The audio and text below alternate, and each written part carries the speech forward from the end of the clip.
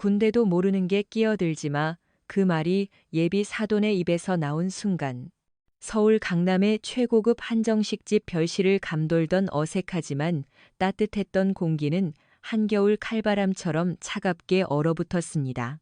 방금 전까지 억지 미소라도 지으며 어떻게든 분위기를 맞춰보려던 제 아내. 그러니까 예비 신부 소진이의 어머니는 새하얗게 질린 얼굴로 입술만 파르르 떨고 있었죠. 그날 두 젊은이의 미래를 축복해야 할 상견례 자리는 한 사람의 오만함으로 인해 한 가문의 자존심을 무참히 짓밟는 치욕의 장으로 변하고 있었습니다. 오늘의 이야기 어디에서 듣고 계신가요? 구독과 좋아요를 눌러주시면 썩어 빠진 권력의 말로를 낱낱이 보여드리겠습니다. 여러분의 삶의 행운이 함께할 겁니다. 이야기는 일주일 전으로 거슬러 올라갑니다. 제 아내가 될 이소진. 그 착하고 예쁜 여자는 며칠 전부터 상견례 걱정에 잠을 설치고 있었습니다. 지훈 씨 아버님이 군인이시라는데 엄청 무서우시면 어떡하지? 내가 혹시 실수라도 할까봐 너무 떨려. 그녀의 예비 시아버지. 박지훈의 아버지는 육군본부에 근무하는 박만호 대령이었습니다. 평생을 군대에 몸바친 그야말로 뼛속까지 군인인 사람이었죠. 저는 그저 괜찮아. 아버님도 사람인데 설마 어렵게 하시겠어? 우리 아들 며느리 될 사람인데 예뻐해 주시겠지. 라며 소진이를 안심시켰습니다. 하지만 그건 제 어리석은 착각이었습니다. 약속 당일 고즈넉한 정원이 내다보이는 최고급 한정식집의 단정한 별실. 저와 소진이 그리고 장모님과 처이모님이 먼저 도착해 어색하게 차를 마시고 있었습니다. 소진이는 오늘을 위해 가장 아끼는 원피스를 꺼내 입었고 장모님 역시 미용실에서 한껏 멋을 낸 모습이셨죠. 잠시 후 문이 열리고 예비 신랑인 박지훈과 그의 부모님이 들어섰습니다. 지훈이는 긴장한 기색이 역력한 얼굴로 우리에게 꾸벅 인사를 건넸지만 문제는 그의 아버지 박만호 대령이었습니다. 그는 문을 열고 들어서는 순간부터 평범한 아버지의 모습이 아니었습니다. 마치 부대 순찰을 나온 지휘관처럼 날카로운 눈빛으로 방안 전체를 한번 쓱 훑어보더군요. 따뜻한 인사나 부드러운 미소는커녕 굳게 닫힌 입술과 꼿꼿하게 펴너리는 그 자체로 하나의 거대한 벽처럼 느껴졌습니다. 자리에 앉자마자 그의 첫마디는 아들 지훈이를 향했습니다. 박지훈, 허리 펴라. 군인의 아들이라는 놈이 자세가 그게 뭐냐. 어른들 앞에서 흐물흐물하게. 순간 분위기가 싸늘해졌습니다. 지훈이는 당황한 얼굴로 황급히 허리를 폈고 그의 어머니만이 멋쩍은 웃음을 지으며 이가 직업병이라 그래요. 이해해 주세요. 라며 수습하려 했죠. 하지만 박만호 대령은 그 말을 무시하고 시선을 곧장 제 아내 소진이에게로 돌렸습니다. 그 눈빛은 예비 며느리를 보는 눈이 아니라 마치 신병의 신상명세를 훑는 면접관의 눈빛이었습니다. 이소진 양이라고 했나? 나이는 28. 기획팀 대리. 아버지는 일찍 돌아가셨고 홀어머니 밑에서 자랐고 만나 소진이는 갑작스러운 취조에 잠시 말을 잃었지만 이내 작은 목소리로네. 맞습니다. 아버님이라고 대답했습니다. 그러자 박 대령은 만족스럽다는 듯 고개를 까딱이며 질문을 이어갔습니다. 그건 대화가 아니었습니다. 명백한 신문이었죠. 연봉은 얼마나 되나, 어머니는 무슨 일을 하시고 지금 사는 집은 자가인가, 전세인가, 혼수는 어느 정도 준비할 생각이지 결혼을 앞둔 양가 어른들이 나눌 수 있는 이야기의 수준을 넘어서는 무례하고 노골적인 질문들이 쉴 새 없이 쏟아졌습니다. 장모님의 얼굴은 점점 굳어갔고 소진이의 눈가는 미세하게 떨리고 있었죠. 아들 지훈이가 보다 못해 아버지.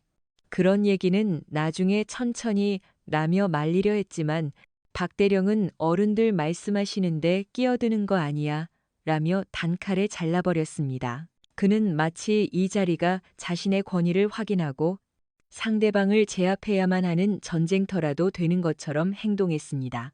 그 지옥 같은 시간 속에서 유일하게 미동도 없는 사람이 있었습니다. 바로 소진이의 이모, 한세연 씨였습니다. 그녀는 오늘 조카의 중요한 자리를 위해 먼 강원도에서 올라왔다고 했습니다. 처음 봤을 때 그녀의 인상은 그저 평범하고 조용한 중년 여성 그뿐이었습니다. 화장기 없는 얼굴에 수수한 옷차림, 특별히 눈에 띄는 구석이라고는 찾아볼 수 없었죠. 그녀는 이 모든 무례한 상황 속에서도 단 한마디도 하지 않았습니다.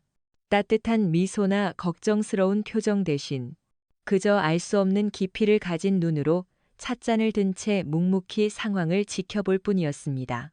마치 폭풍의 눈처럼 모든 소란의 중심에서 완벽한 고요를 유지하고 있었죠.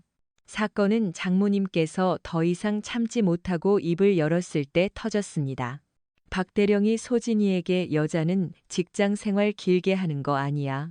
시집 오면 빨리 일 그만두고 내조에만 전념해야지. 우리 가문은 그런 며느리를 원한다는 시대착오적인 발언을 던졌을 때였습니다. 장모님은 떨리는 목소리로 하지만 단호하게 말했습니다. 사돈 어른, 말씀이 조금 지나치십니다. 제 딸 아이는 자신의 일을 사랑하고 그 분야에서 능력을 인정받고 있는 인재입니다. 결혼이 소진이의 꿈을 꺾는 족쇄가 되어서는 안 된다고 생각합니다. 바로 그 순간이었습니다. 박만호 대령은 마치 자신의 권위에 감히 도전이라도 했다는 듯 얼굴을 불그락푸르락하며 자리에서 벌떡 일어났습니다. 그리고 장모님을 향해 손가락질하며 고함을 질렀습니다. 지금 저를 가르치려 드는 겁니까? 집에서 살림이나 할 것이지. 어디 군대도 모르는 여자가 감히 남자들의 세계에 끼어듭니까? 아랫사람이 윗사람에게 의견을 말하는 건 복종이지. 토를 다는 게 아니란 말입니다. 소진 양 교육을 어떻게 시키신 겁니까? 그 폭언은 장모님뿐만 아니라 그 자리에 있던 소진이와 제 어머니, 그리고 한 여성으로서의 제 아내의 존재 자체를 부정하는 모욕이었습니다. 소진이의 눈에서 끝내 눈물 한 방울이 뚝 떨어졌습니다. 그리고 바로 그때였습니다. 모두의 시선이 닿지 않는 곳에서 조용히 찻잔을 들고 있던 한세연 이모님의 손에 아주 미세한 힘이 들어갔습니다. 그녀가 쥐고 있던 백자 찻잔 표면에 눈에 보일 듯 말 듯 가느다란 균열이 삐끗 소리를 내며 그어졌습니다. 그녀의 얼굴에는 여전히 아무런 표정이 없었습니다. 하지만 그녀의 눈동자, 그 깊이를 알 수 없던 눈동자 속에서 시베리아의 만년설보다도 더 차갑고 무서운 분노의 불꽃이 아주 조용히 그리고 선명하게 타오르기 시작했습니다. 그건 거대한 폭풍이 몰려오기 전에 섬뜩한 고요함이었습니다. 그녀가 쥐고 있던 백자 찻잔 표면에 눈에 보일 듯 말 듯 가느다란 균열이 삐끗 소리를 내며 그어지는 것을 본 사람은 아무도 없었습니다. 박만호 대령의 광기 어린 폭언이 휩쓸고 간 별실안. 모두가 충격과 모욕감에 얼어붙어 있었기 때문이죠. 소진이의 어머니는 하얗게 질린 얼굴로 아무 말도 잇지 못했고 제 사랑하는 소진이는 끝내 터져 나온 울음을 참으려 두 손으로 얼굴을 감싸 쥐었습니다. 예비 신랑인 지훈이는 어쩔 줄 몰라 하며 아버지, 제발 그만하세요 라고 외쳤지만 그 목소리는 이미 이성을 잃은 아버지의 분노 앞에서 너무나도 무력했습니다. 뭐 그만해 이놈이 지금 누구 편을 드는 게냐. 저런 근본도 없는 집안 여자를 감싸느라 애비에게 대들어 박 대령은 아들에게까지 날선 말을 퍼부으며 방 안의 분위기를 더욱 꽁꽁 얼어붙게 만들었습니다. 그에게 상견례는 더 이상 아들의 미래를 축복하는 자리가 아니었습니다. 자신의 권력을 확인하고 복종하지 않는 자들을 짓밟는 그의 개인적인 전쟁터가 되어버렸죠. 결국 그날의 상견례는 그렇게 파국으로 끝났습니다. 저희 가족은 거의 쫓겨나다시피 그 한정식집을 빠져나왔습니다.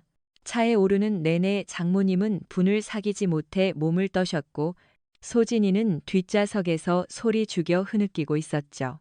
그런 우리를 말없이 따라 나선 한 사람이 있었습니다. 바로 이모 한세연 씨였습니다.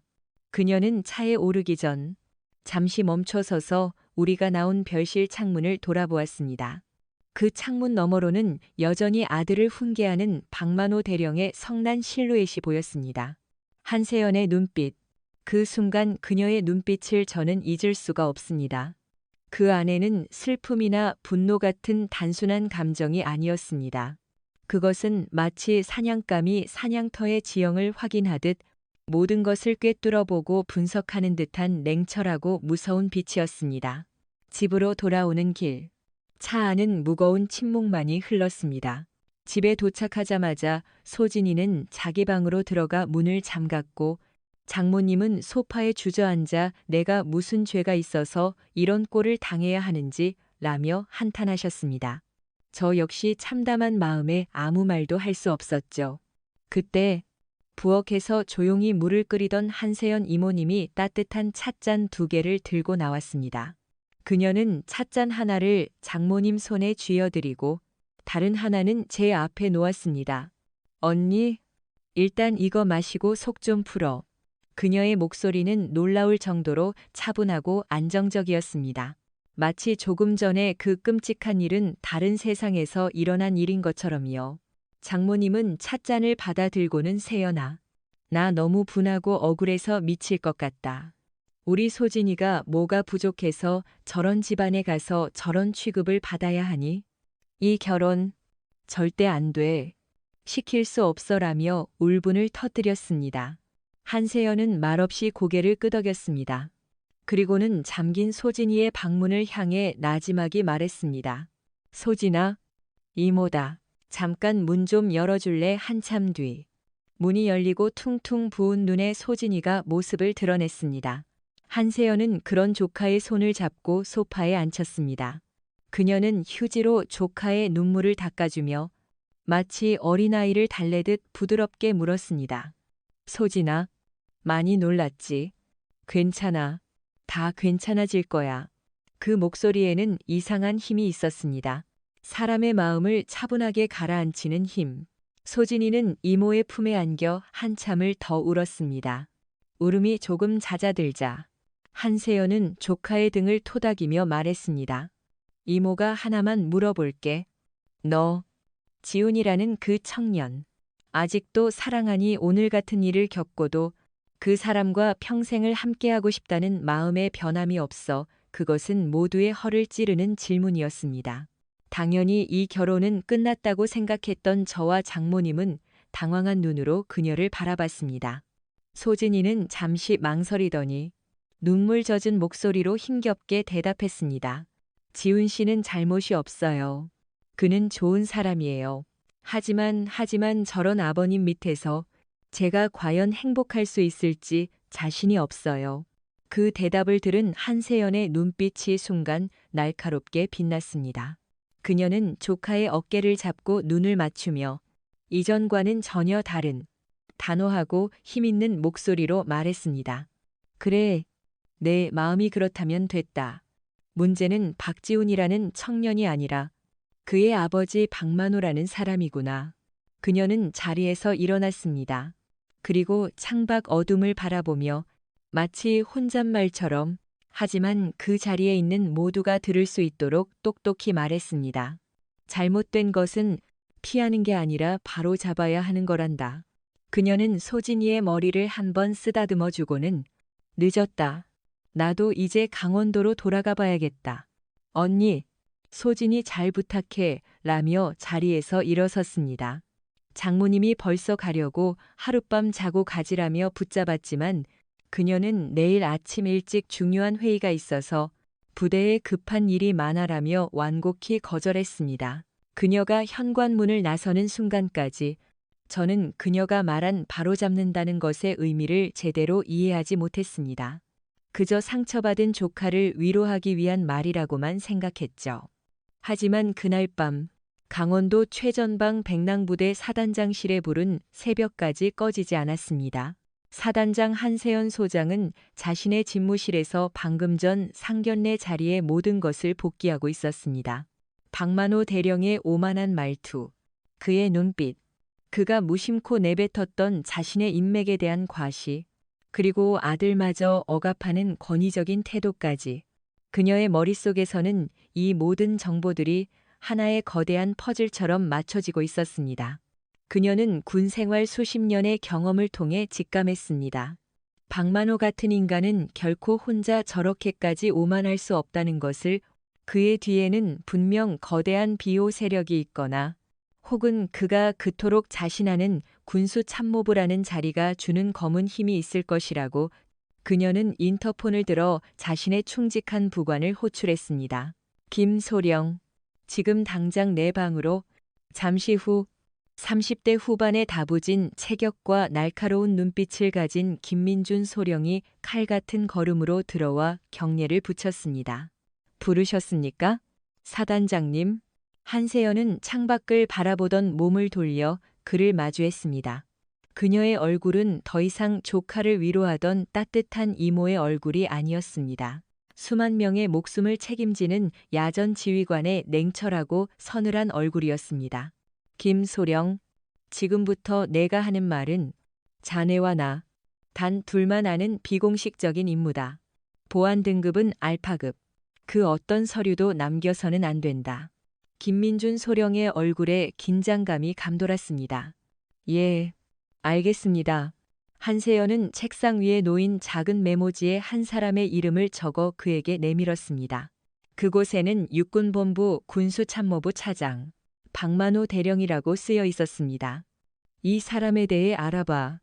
공식적인 감찰 기록, 평판, 재산 형성 과정, 그리고 그 주변에 기생하는 벌레들까지, 먼지 한 톨까지 샅샅이 털어내. 하지만 절대 들켜서는 안 돼. 이건 감찰이 아니라 사냥이니까. 김민준 소령은 메모지를 받아들고 아무것도 묻지 않았습니다. 그는 지난 10년간 한세연을 그림자처럼 보좌하며 그녀가 어떤 사람인지 누구보다 잘 알고 있었습니다. 그녀가 사냥이라는 단어를 썼을 때 그것은 곧 누군가의 군 생활이, 아니 인생 전체가 끝장날 수도 있다는 것을 의미했습니다. 일주일 주지. 자네의 모든 역량을 동원해 필요하다면 내가 가진 모든 권한을 사용해도 좋다. 그녀의 서늘한 명령에 김민준 소령의 눈빛이 빛났습니다. 그는 보이지 않는 칼을 품에 안은 채 조용히 어둠 속으로 스며들 준비를 하고 있었습니다. 박만호 대령은 아직 모르고 있었습니다. 자신이 하찮게 여겼던 예비 며느리의 평범한 이모가 사실은 자신의 목을 겨누는 대한민국 육군 최정예 사단의 사단장이었다는 사실을, 그리고 그 사단장이 지금 자신을 향한 거대하고 잔혹한 사냥의 막을 올렸다는 것을 말입니다. 김민준 소령이 사단 장실을 빠져나간 뒤에도 한세연은 한참 동안 자리에 앉아 있었습니다. 그녀의 책상 위에는 복잡한 군사작전 지도와 결제 서류들이 산더미처럼 쌓여 있었지만 그녀의 시선은 그 어느 곳에도 머물지 않았습니다. 그녀의 머릿속은 온통 박만호라는 이름 석자와 눈물을 흘리던 조카 소진이의 얼굴로 가득 차 있었죠. 군인으로서의 그녀와 이모로서의 그녀 사이에서 미세한 갈등이 일었습니다. 과연 내가 공적인 지위를 이용해 사적인 감정을 푸는 것이 옳은 일인가. 하지만 그 질문은 이내 더 큰 분노에 의해 잠식되었습니다. 이것은 단순히 조카를 모욕한 한 남자에 대한 개인적인 복수가 아니었습니다.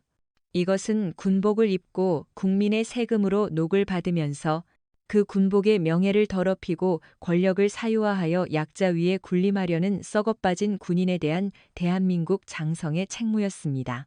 박만호 같은 암적인 존재를 내버려 두는 것은 군 전체를 병들게 하는 것과 같았습니다. 그녀는 자신의 결심을 더욱 굳혔습니다. 뿌리 뽑아야 한다. 아주 깊고 고통스럽게. 한편 서울 육군본부의 자신의 사무실에서 박만호 대령은 아무것도 모른 채 의기양양하게 하루를 시작하고 있었습니다. 어제의 상견례는 그에게 아주 만족스러운 기억으로 남아 있었죠. 그는 자신의 힘으로 상대방 가족의 길을 완벽하게 꺾어 놓았다고 생각했습니다. 그는 콧노래를 부르며 값비싼 원두 커피를 내렸습니다. 그의 사무실은 대령의 집무실이라고 하기에는 지나치게 화려했습니다. 최고급 원목 책상과 가죽 소파, 벽에는 유명 화가의 그림이 걸려 있었고 한쪽에는 수백만 원을 호가하는 골프채 세트가 번쩍이고 있었죠. 차장님, 어제 상견례는 잘하셨습니까? 그의 충직한 부하이자 공범인 최진호 중령이 아부하는 미소를 지으며 다가왔습니다. 박만호는 의자에 거만하게 몸을 기댄 채 껄껄 웃었습니다. 말도 마. 아주 볼만했어. 어디서 굴러먹던 뼈다귀인지 모를 집안인 줄은 알았지만 그렇게까지 형편없을 줄이야. 내가 기합을 좀 줬더니 깨갱하더군. 역시 군인 정신이 뭔지 모르는 것들은 밟아줘야 제맛이야. 역시 차장님이십니다. 그나저나 아드님은 괜찮을까요? 혹시 파혼이라도 하자고 하면 최중령이 조심스럽게 물었습니다. 박만호는 코웃음을 쳤습니다.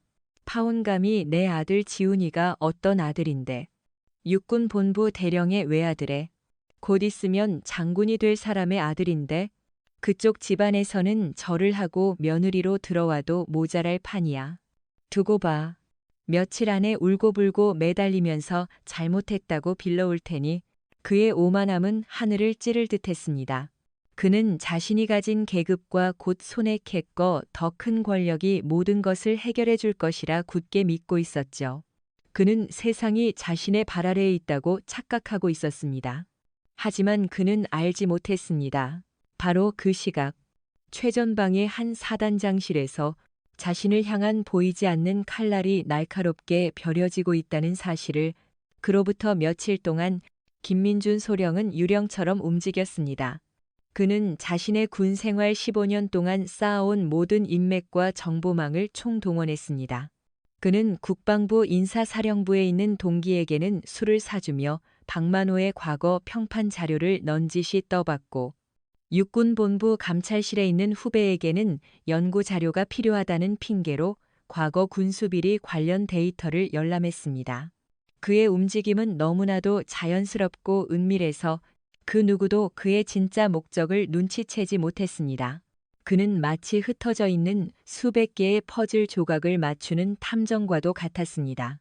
처음에는 아무런 연관성도 없어 보이던 작은 정보들이 그의 손을 거치면서 서서히 하나의 거대한 그림을 만들어가기 시작했습니다. 박만호 대령이 특정 군납업체와 수의계약을 비정상적으로 많이 체결했다는 사실. 그 업체 대표와 정기적으로 고급 골프장에서 회동을 가진다는 것. 그리고 그의 아내가 운영하는 갤러리에 그 업체가 거액의 미술품을 구매하는 방식으로 후원하고 있다는 것까지. 모든 것은 교묘하게 위장된 뇌물의 흐름을 가리키고 있었습니다.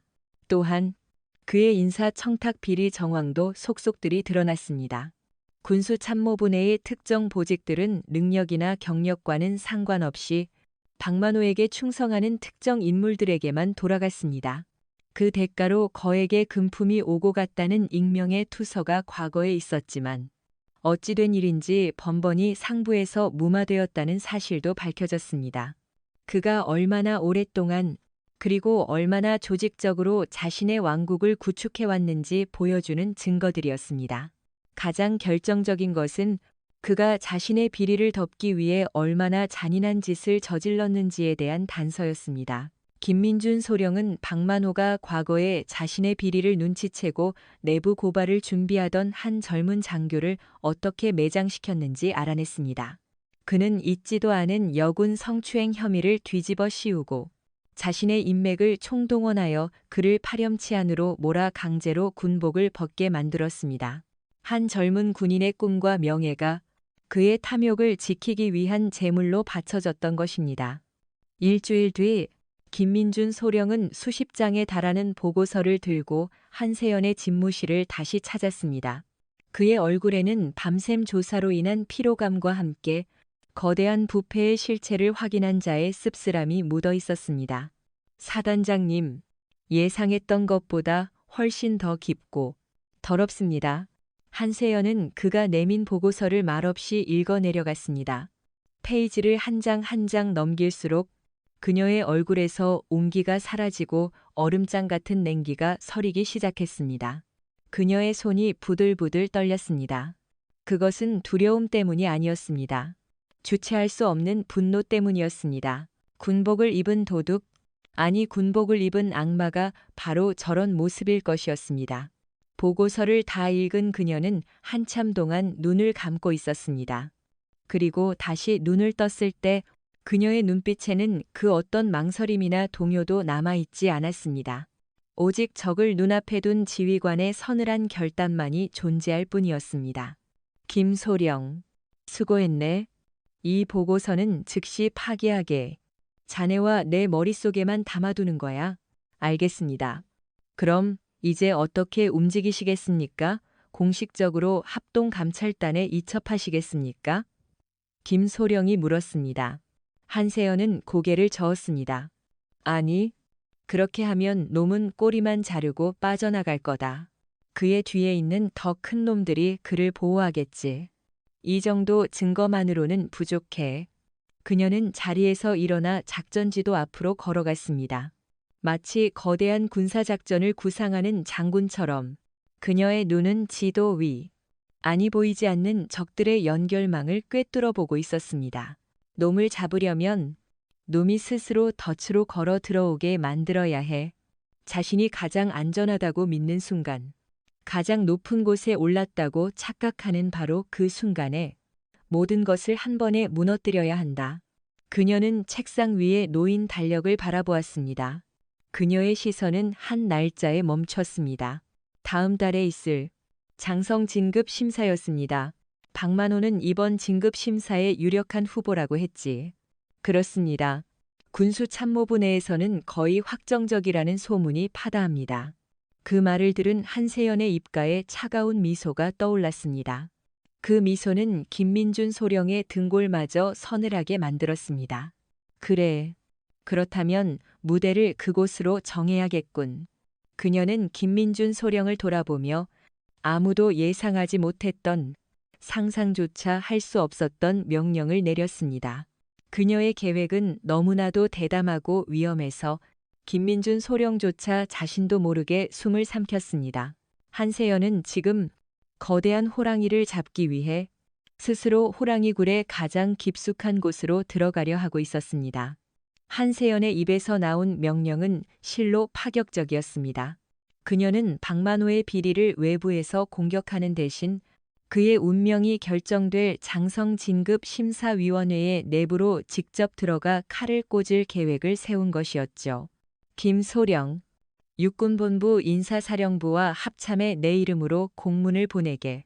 이번 장성 진급 심사의 백랑부대 사단장인 내가 최전방 야전 지휘관의 시각으로 인재를 선별하는 데 기여하고 싶다는 의사를 강력하게 전달해. 김민준 소령은 순간 자신의 귀를 의심했습니다. 사단장이 직접 특정 심사위원회에 참여 의사를 밝히는 것은 매우 이례적인 일이었습니다. 자칫하면 월권으로 비칠 수도 있고 다른 장성들의 견제를 받을 수도 있는 위험한 수였죠. 사단장님, 너무 위험한 결정이십니다. 만약 박만호 측에서 사단장님의 의도를 눈치채기라도 한다면. 눈치채게도. 한세연은 단호하게 그의 말을 잘랐습니다. 놈은 내가 자신의 비리 때문이 아니라 단순히 군 내부의 권력 다툼이나 견제를 위해 심사에 들어온다고 착각할 거다. 오히려 자신의 뒤를 봐주는 더 높은 분들에게 로비를 하며 안심하고 있겠지. 놈의 오만함이 바로 우리의 가장 강력한 무기야. 그녀의 판단은 정확했습니다. 그녀는 적의 심리를 완벽하게 꿰뚫어 보고 있었습니다. 그녀는 계속해서 지시를 내렸습니다. 그리고 두 번째, 과거 박만호의 모함으로 군복을 벗어야 했던 그 젊은 장교, 이름이 이정훈이라고 했나? 그를 찾아내. 지금 어디서 뭘 하고 있는지, 어떻게 살고 있는지 알아봐. 단, 절대 그에게 우리가 누구인지 밝혀서는 안 돼. 멀리서 조용히 지켜보기만 하게. 그녀는 단순히 박만호의 비리를 폭로하는 것에서 그치지 않고 그의 죄로 인해 억울하게 무너져 내렸던 한 군인의 명예까지 되찾아줄 생각을 하고 있었습니다. 그것이 그녀가 생각하는 진정한 정의였습니다. 김민준 소령은 더 이상 토를 달지 않았습니다. 그는 굳은 결의에 찬 얼굴로 경례를 붙이고 사단장실을 나섰습니다. 보이지 않는 전쟁의 임박이 그렇게 시작되고 있었습니다. 며칠 후 육군 본부에서는 한세연 사단장이 장성 진급 심사에 참여하겠다는 소식이 파다하게 퍼졌습니다. 예상대로 군 내부에서는 여러 가지 추측이 난무했죠. 어떤 이들은 그녀가 최연소 여성 사단장으로서 자신의 정치적 입지를 넓히려 한다고 수군거렸고, 또 다른 이들은 특정 파벌을 견제하기 위한 움직임이라고 분석했습니다.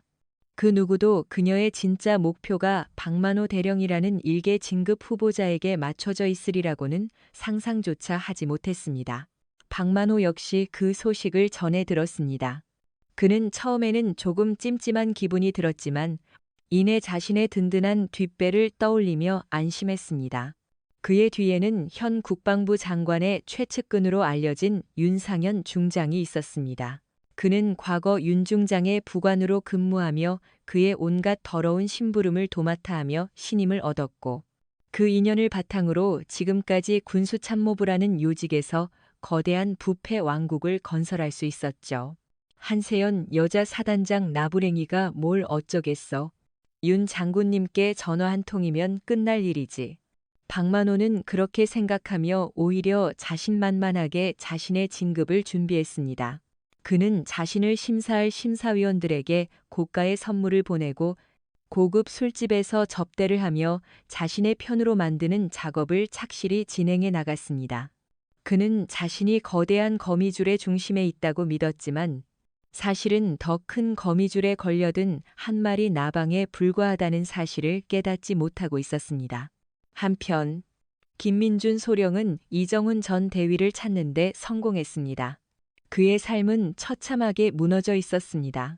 군에서 불명예스럽게 쫓겨난 뒤 그는 대인기피증에 시달리며 작은 지방 도시에서 아내와 어린 딸과 함께 힘겹게 살아가고 있었습니다. 낮에는 건설 현장에서 막노동을 하고 밤에는 대리운전을 하며 간신히 생계를 이어가고 있었죠.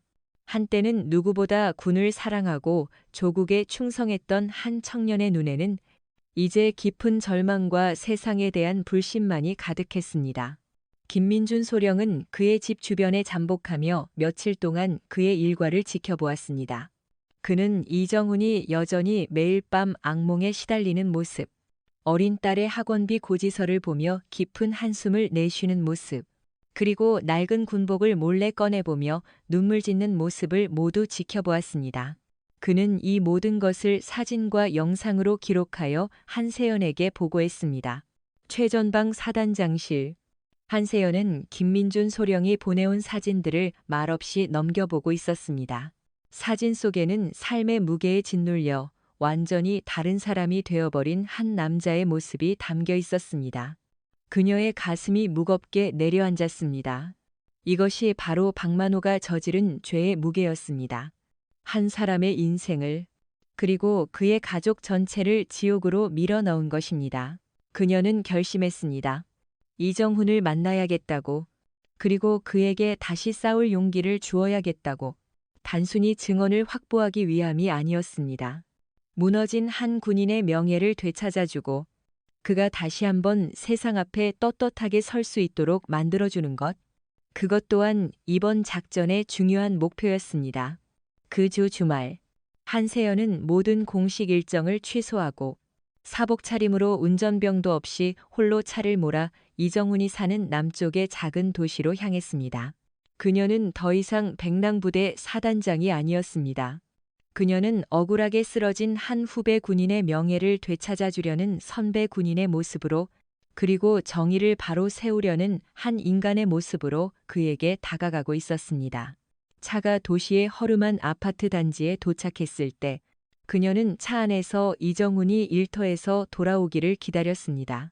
저녁이 되어 흙먼지를 뒤집어 쓴 작업복 차림의 이정훈이 지친 발걸음으로 아파트 입구로 들어서는 것이 보였습니다. 그의 어깨는 무겁게 축 처져 있었고 그의 얼굴에는 어떤 희망의 빛도 찾아볼 수 없었죠. 한세연은 차에서 내려 그에게 다가갔습니다. 이정훈 씨, 맞으시죠? 갑작스러운 부름에 이정훈은 경계심 가득한 눈으로 그녀를 쳐다보았습니다. 누구신데 저를...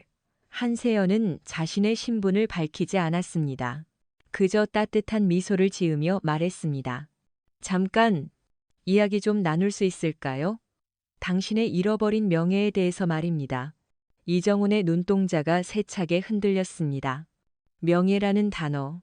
그가 군복을 벗은 이후 단 한 번도 들어보지 못했던, 그래서 가슴 깊은 곳에 묻어두어야만 했던 그 단어가 낯선 여인의 입에서 나오고 있었습니다. 그는 자신도 모르게 그녀의 말에 이끌리고 있었습니다. 과연 이 만남은 그의 삶을 다시 빛으로 이끌 수 있을까요? 아니면 더 깊은 절망의 나락으로 떨어뜨리게 될까요?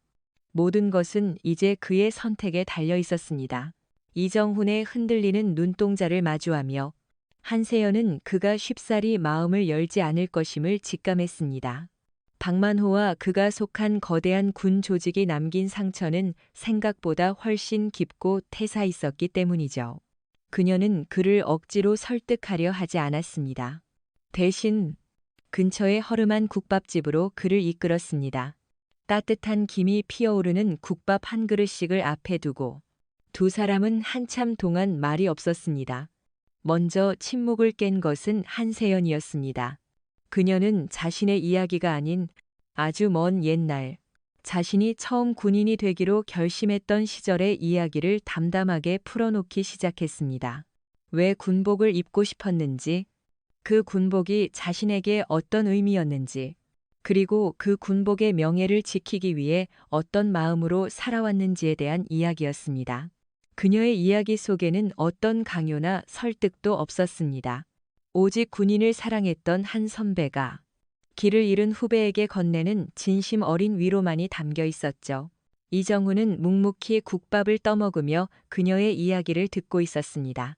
그의 거칠어진 손이 미세하게 떨리고 있었죠. 식사가 거의 끝날 무렵 그가 마침내 입을 열었습니다. 그의 목소리는 오랫동안 사용하지 않은 기계처럼 삐걱거렸습니다. 저한테 왜 이러시는 겁니까? 당신이 누군데? 이제 와서 제 명예 같은 걸 이야기하시는 겁니까? 이미 다 끝난 일입니다. 저는 그냥 이렇게 죽은 듯이 살아갈 겁니다. 그러니 제발 저와 제 가족을 그냥 내버려 두십시오. 그의 말 속에는 체념과 함께 또다시 상처받을 것에 대한 깊은 두려움이 묻어 있었습니다. 한세연은 그의 눈을 똑바로 바라보며 말했습니다. 끝나지 않았습니다. 당신이 포기하지 않는 한 진실은 결코 죽지 않습니다. 이정훈 씨, 당신은 패배자가 아닙니다. 당신은 거대한 불의에 맞서 싸우려 했던 용감한 군인이었습니다. 다만 그때는 당신 혼자였기에 이길 수 없었을 뿐이죠. 그녀는 자리에서 일어나며 자신의 연락처가 적힌 작은 메모지를 그의 앞에 내려놓았습니다. 생각이 바뀌면 연락 주십시오. 이번에는 당신 혼자가 아닐 겁니다. 당신 뒤에 제가 서 있겠습니다. 그 말을 남기고 그녀는 미련 없이 국밥집을 나섰습니다. 그녀는 알고 있었습니다. 선택은 오롯이 그의 몫이라는 것을. 짓밟힌 명예를 되찾기 위해 다시 한번 일어설 용기를 낼 것인지, 아니면 과거의 그림자 속에 영원히 갇혀 살아갈 것인지. 그녀가 떠난 뒤 이정훈은 한참 동안 그 메모지를 내려다보았습니다. 그의 마음속에서 꺼져가던 불씨가 아주 희미하게 다시 타오르기 시작하는 듯 했습니다. 다시 서울, 그리고 육군본부, 장성 진급 심사가 코앞으로 다가오면서 박만호의 행보는 더욱 대담하고 노골적으로 변해갔습니다. 그는 심사위원들을 상대로 한 로비에 박차를 가하는 한편 자신의 가장 강력한 경쟁자로 꼽히던 다른 대령의 약점을 잡아 흔드는 비열한 공작까지 서슴지 않았습니다. 그는 자신이 이번 진급의 주인공이 될 것이라고 단 한치의 의심도 하지 않았습니다. 한세연 사단장의 심사 참여 소식은 이미 그의 기억 속에서 희미해진 지 오래였죠. 그는 그녀를 그저 군대 물정 모르는 여자 정도로 치부하고 무시하고 있었습니다. 그리고 바로 그 오만함이 한세연이 설계한 덫의 마지막 단계를 완성시키고 있었습니다. 한세연은 김민준 소령을 통해 박만호가 군수물자 계약 과정에서 특정 업체로부터 리베이트를 받은 정황이 담긴 결정적인 내부 문건의 존재를 파악했습니다. 그 문건은 현재 박만호의 사무실 개인 금고 안에 보관되어 있을 확률이 높았죠.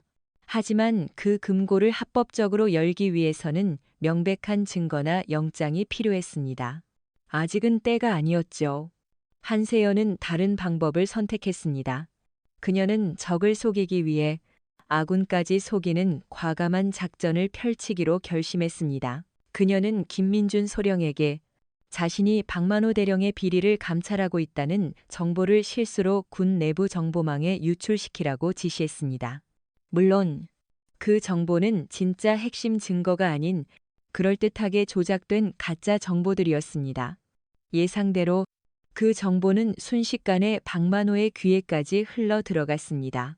모 한세연 그 여자가 내 뒤를 캐고 있다고 박만호는 처음에는 격분했지만 이내 코웃음을 쳤습니다. 그가 입수한 정보에 따르면 한세연이 가지고 있는 증거라는 것들은 이미 자신이 완벽하게 처리했거나 법적으로 문제 삼기 어려운 사소한 것들 뿐이었습니다. 겨우 그 정도를 가지고 나를 무너뜨리겠다고 가소로운 것. 그는 한세연의 움직임을 자신의 진급을 막으려는 어설픈 견제 정도로 판단했습니다. 그는 오히려 이것이 자신의 결백을 증명하고 방해 세력을 제거할 좋은 기회라고 생각했죠. 그는 자신의 뒤를 봐주는 윤상현 중장에게 연락해 한세연 사단장이 사적인 감정으로 무고한 자신을 음해하고 있다며 피해자 코스프레를 하기 시작했습니다. 그의 계획은 완벽해 보였습니다. 그는 한세연이 파놓은 함정의 겉모습만 보고 그 아래에 더 깊고 치명적인 진짜 함정이 숨겨져 있다는 사실은 꿈에도 알지 못했습니다. 그는 자신이 사냥꾼이라고 생각했지만 사실은 사냥꾼의 유인작전에 맘마도 걸려든 사냥감에 불과했습니다. 진급 심사 며칠 전 한세연은 마지막 카드를 준비했습니다. 그녀는 국방부 장관에게 직접 독대를 신청했습니다. 대한민국 군 서열상 일개 사단장이 국방부 장관에게 직접 독대를 신청하는 것은 하늘의 별 따기보다 어려운 일이었습니다. 하지만 그녀는 최전방 안보 상황과 관련된 긴급보고라는 명분을 내세웠고 그녀의 과거 혁혁한 공과들을 알고 있던 장관은 이례적으로 그녀의 요청을 수락했습니다. 장관 집무실. 한세연은 박만호에 대한 이야기는 단 한마디도 꺼내지 않았습니다. 그녀는 오직 최전방 부대의 노후화된 장비 문제와 군수 시스템의 허점에 대해서만 날카롭게 보고했습니다. 그리고 보고가 끝날 무렵 그녀는 마치 지나가는 말처럼 한마디를 덧붙였습니다. 장관님, 곧 있을 진급 심사에서 군수 분야의 전문성과 청렴성을 갖춘 인재가 반드시 발탁되어야만 우리 군의 미래가 있을 것입니다.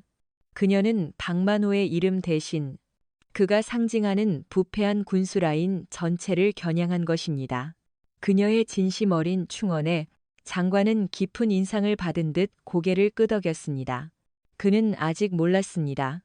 며칠 뒤 진급 심사장에서 자신이 신임하던 윤상현 중장이 비호하는 박만호 대령과 눈앞에 이 당찬 여성 사단장 사이에 어떤 거대한 폭풍이 몰아치게 될지를 모든 덫은 놓였습니다. 배우들은 각자의 위치에 섰고 무대는 서서히 어둠에 잠기고 있었습니다. 이제 남은 것은 주인공이 등장하여 이 잔혹한 연극의 막을 내리는 것뿐이었습니다. 그리고 그 심판의 날은 아주 천천히 그리고 거역할 수 없이 다가오고 있었습니다. 장성 진급 심사를 불과 사흘 앞둔 밤, 지방의 한 허름한 아파트, 이정훈 전 대위는 잠 못 이루고 있었습니다. 낯선 여인, 한세연이 남기고 간 메모지가 그의 책상 위에서 마치 살아있는 것처럼 그를 괴롭혔죠. 다시 싸우라는 그녀의 말, 혼자가 아닐 거라는 그 약속이 그의 닫힌 마음의 문을 계속해서 두드리고 있었습니다. 그는 지난 몇 년간 잊으려고, 아니 잊었다고 믿으며 살아왔습니다. 군대의 군 자만 들어도 치가 떨렸고 정이라는 단어는 위선자들이 만들어낸 허상이라고 스스로를 세뇌하며 하루하루를 버텨왔습니다. 하지만 그녀의 등장은 억지로 묻어두었던 그의 과거를, 그의 꿈과 자부심이었던 군인의 기억을 수면 위로 끄집어냈습니다. 그는 책상 서랍 깊숙한 곳에서 낡은 상자 하나를 꺼냈습니다. 상자 안에는 먼지 쌓인 육군사관학교 졸업 앨범과 대위 계급장이 달린 빛바랜 전투복, 그리고 어린 딸이 삐뚤빼뚤한 글씨로 쓴 세상에서 제일 멋진 우리 아빠라는 편지가 들어 있었습니다. 그는 앨범 속 희망과 패기로 가득 찼던 젊은 날의 자신을 보며 소리 없이 눈물을 흘렸습니다. 박만호. 그 악마가 자신의 모든 것을 앗아갔습니다. 명예, 꿈, 그리고 가족의 웃음까지. 그때 방문이 조용히 열리고 그의 아내가 들어왔습니다. 그녀는 남편의 어깨를 조용히 감싸 안으며 말했습니다. 여보, 그만 힘들어해요. 당신 잘못 아니잖아요. 그녀는 사실 모든 것을 알고 있었습니다. 며칠 전 낯선 여자가 남편을 찾아왔던 일, 그리고 그날 이후 남편이 밤마다 괴로워하며 잠 못 이루고 있다는 것을 이정훈은 아내에게 한세연과의 만남에 대해 모두 털어놓았습니다. 다시 한번 싸워볼 기회가 왔지만 너무나도 두렵다고, 만약 또다시 실패한다면 이번에는 정말로 남은 가족마저 지킬 수 없을 것 같다고 그의 아내는 남편의 손을 굳게 잡았습니다. 그녀의 눈에는 눈물 대신 남편에 대한 깊은 신뢰와 사랑이 담겨 있었습니다. 여보, 저는 당신이 어떤 선택을 하든 당신 곁에 있을 거예요. 하지만 저는 제 남편이 평생을 패배자처럼 숨어 사는 걸 원치 않아요. 우리 딸에게도 아빠가 얼마나 용감하고 정의로운 사람이었는지 알려주고 싶어요. 두려운 거 알아요. 하지만 이번에는 혼자가 아니잖아요. 아내의 말은 그 어떤 위로보다도 더 큰 용기를 주었습니다. 그는 마침내 결심했습니다. 더 이상 과거의 망령에 갇혀 살지 않겠다고, 자신의 짓밟힌 명예를, 그리고 자신과 같은 또 다른 피해자가 나오지 않도록 하기 위해 마지막으로 한번 싸워보겠다고. 그는 떨리는 손으로 책상 위에 놓인 메모지를 집어들었습니다. 그리고 자신의 인생을 바꿀 한 통의 전화를 걸었습니다. 그 시각 박만호 대령은 자신의 진급을 축하하는 사전 파티를 열고 있었습니다. 강남의 한 고급 룸살롱. 그의 곁에는 충신인 최진호 중령과 그에게 뇌물을 바치며 줄을 댄 군납업체 대표들이 모여 아첨의 향연을 벌이고 있었죠. 대령님, 아니 이제 곧 장군님이시죠? 장군님의 진급을 미리 축하드립니다. 하하하. 김 사장. 아직 결정된 것도 아닌데 설레발은. 박만호는 손사래를 치면서도 입가에 번지는 미소를 감추지 못했습니다. 그는 이미 자신이 별을 달 것이라고 100% 확신하고 있었습니다. 그는 최고급 양주를 단숨에 들이켜며 호탕하게 외쳤습니다. 내가 별만 달면 우리 김 사장 사업은 걱정 없어. 내년에 있을 차세대 장갑차 사업. 그거 내가 무조건 밀어줄 테니까. 루마는 그의 약속에 환호하는 소리로 가득 찼습니다. 그들은 부패와 탐욕이라는 끈끈한 거미줄로 얽혀 국가의 안보와 국민의 혈세를 자신들의 배를 불리는 수단으로 삼고 있었습니다. 그들은 자신들이 만든 견고한 성 안에서 영원히 안전할 것이라고 믿어 의심치 않았습니다. 하지만 그 성벽에 아주 미세하지만 치명적인 균열이 생기고 있다는 사실은 아무도 알지 못했습니다. 심사 하루 전, 한세연은 자신의 사단장실에서 마지막 점검을 하고 있었습니다. 그녀의 책상 위에는 박만호의 모든 비리가 시간 순서대로 정리된 블랙 파일과 함께 이정훈 전 대위가 직접 작성한 피 맺힌 진술서가 놓여 있었습니다. 이정훈은 지난 며칠간 과거의 모든 기억을 되살려 박만호가 어떻게 자신을 음해하고 군에서 내쫓았는지, 그리고 그 과정에서 어떤 협박과 회유가 있었는지를 상세하게 기록했습니다. 그의 진술서는 그 자체로 박만호의 비인간적인 민낯을 보여주는 생생한 증거였습니다. 준비는 모두 끝났습니다. 사단장님, 김민준 소령이 비장한 표정으로 보고했습니다.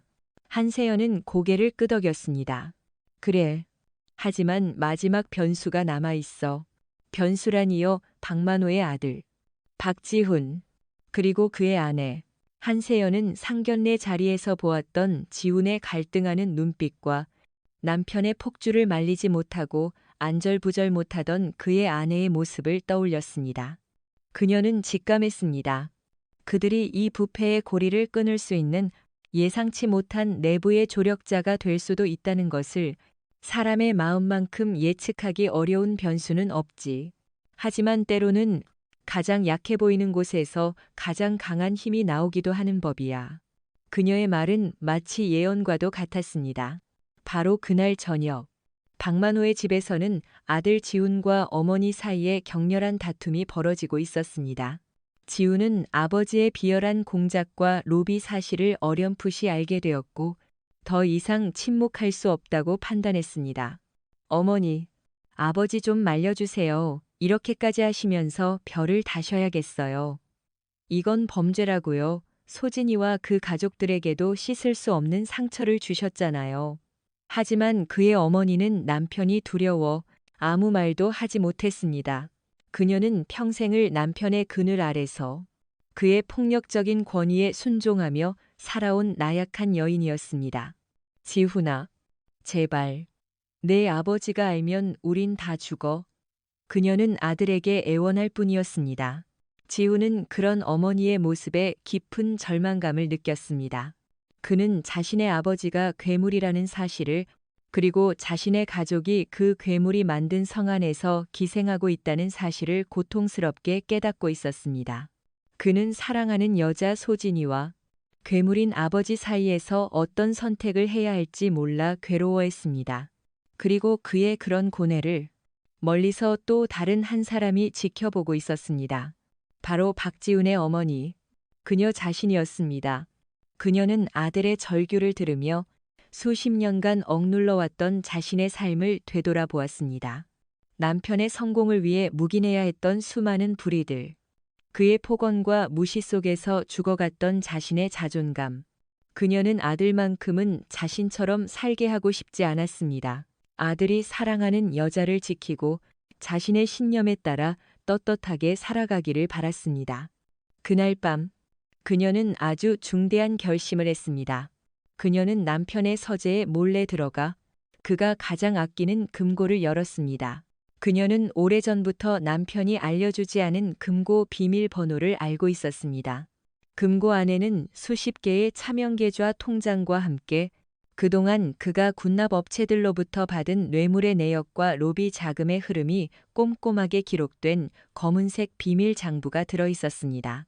그것은 박만호의 모든 것을 파괴할 수 있는 가장 치명적인 증거였습니다.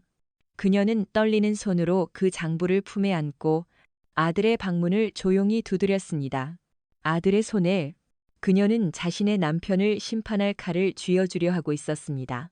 아들의 방문을 두드리기 전 지훈의 어머니는 잠시 망설였습니다. 문 하나를 사이에 두고 그녀는 자신의 남은 인생 전부를 건 도박을 하고 있었습니다. 이 문을 여는 순간 지난 30년간 남편의 아내로서 대령의 사모님으로서 누려왔던 모든 부와 안정된 삶은 산산조각 날 것이었습니다. 어쩌면 배신자라는 낙인이 찍힌 채 세상의 비난 속에서 살아가야 할지도 모릅니다.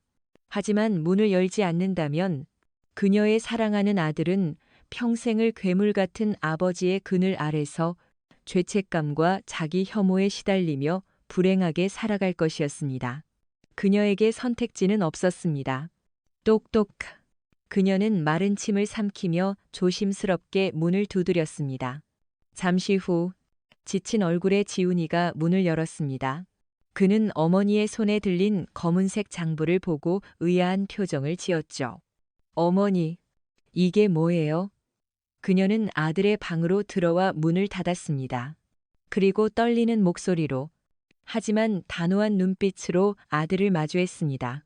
지훈아, 이건 내 아버지가 평생을 바쳐 쌓아 올린 성이자 동시에 그의 모든 것을 무너뜨릴 수 있는 무기다. 그녀는 장부를 아들의 손에 쥐어주었습니다. 내가 이걸 어떻게 사용하느냐에 따라 우리 가족의 미래가, 그리고 네가 사랑하는 그 아이의 미래가 달라질 거다. 지훈은 황급히 장부를 펼쳐보았습니다. 그 안에는 상상을 초월하는 내용들이 빼곡하게 적혀 있었습니다. 수십억에 달하는 검은 돈의 흐름, 그 돈으로 매수한 고위 장성들의 이름, 그리고 경쟁자를 제거하기 위해 꾸민 비열한 음모들까지 아버지의 추악한 민낯이 고스란히 담겨 있었습니다. 그는 충격에 휩싸여 장부를 든 손을 부들부들 떨었습니다. 어머니, 이걸 왜 저한테 내가 옳은 길을 선택할 거라고 믿기 때문이다. 그녀는 아들의 어깨를 잡았습니다. 엄마는 평생을 내 아버지의 성공을 위해 침묵하며 살아왔다. 그게 현명한 아내의 도리라고. 그렇게 배워왔으니까. 하지만 그 결과가 뭐였니? 내 아버지는 괴물이 되었고 우리 가족은 그 괴물이 만든 감옥에 갇혀버렸다. 나는 더 이상 이 죄악 속에서 살고 싶지 않다. 그리고 너만큼은 나처럼 살게 하고 싶지 않아. 그녀의 눈에서 눈물이 흘렀습니다. 그것은 후회의 눈물이자 아들에 대한 미안함, 그리고 새로운 삶을 향한 갈망이 담긴 눈물이었습니다. 지훈아, 엄마를 용서해 다오. 그리고 내가 생각하는 가장 정의로운 길을 가렴. 엄마는 어떤 결과가 나오든 내 편이 되어줄게. 어머니의 고백은 지훈의 마지막 망설임을 부수었습니다. 그는 더 이상 아버지의 아들이 아닌 한 명의 독립된 인간으로서, 그리고 소진이를 사랑하는 한 남자로서 결단을 내려야 했습니다. 그는 장부를 가슴에 품고 어머니를 껴안았습니다. 감사합니다. 어머니, 정말 감사해요. 다음 날 새벽, 해가 뜨기도 전에 지훈은 집을 나섰습니다. 그는 소진이에게 전화를 걸어 지금 만나자고 말했죠. 그는 소진이를 만나 어머니가 건네준 비밀 장부를 보여주며 모든 사실을 털어놓았습니다. 그리고 그녀 앞에서 무릎을 꿇었습니다. 소진 씨, 정말 미안해요. 우리 아버지가 당신과 당신 가족에게 저지른 짓을 내가 대신 사죄할게요. 나 같은 놈이 당신 옆에 있을 자격이 없다는 거 알아요. 하지만 마지막으로 한 번만 더 기회를 줄 수 없을까요? 내가 모든 것을 바로잡을 수 있도록 우리 아버지가 지은 죗값을 제대로 치르게 하고 당신에게 떳떳한 남자로 다시 설 수 있도록.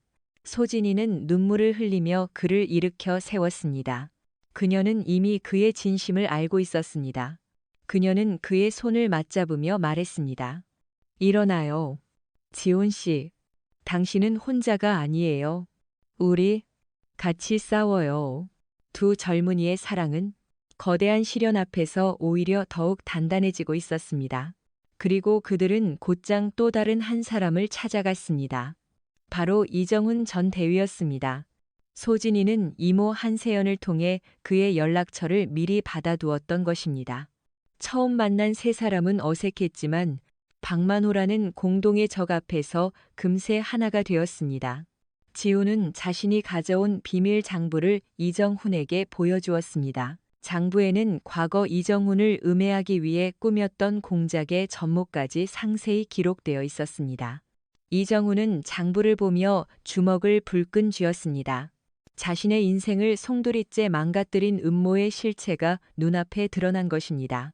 그는 더 이상 두려워하지 않았습니다. 그의 눈에는 복수심을 넘어 정의를 실현하겠다는 굳은 의지가 불타오르고 있었습니다. 하겠습니다. 이정훈이 결연한 목소리로 말했습니다. 진급 심사장에 가서 제가 겪었던 모든 것을 증언하겠습니다. 저 괴물이 다시는 군복을 입고 다른 사람의 인생을 망가뜨리지 못하도록 제 모든 것을 걸고 싸우겠습니다. 정의를 향한 세 사람의 연대는 그렇게 완성되었습니다. 한 명은 가해자의 아들, 한 명은 피해자, 그리고 또 다른 한 명은 피해자의 가족. 어울리지 않는 조합이었지만 그들의 마음은 오직 하나의 목표를 향하고 있었습니다. 이 모든 상황은 실시간으로 한세연에게 보고되고 있었습니다.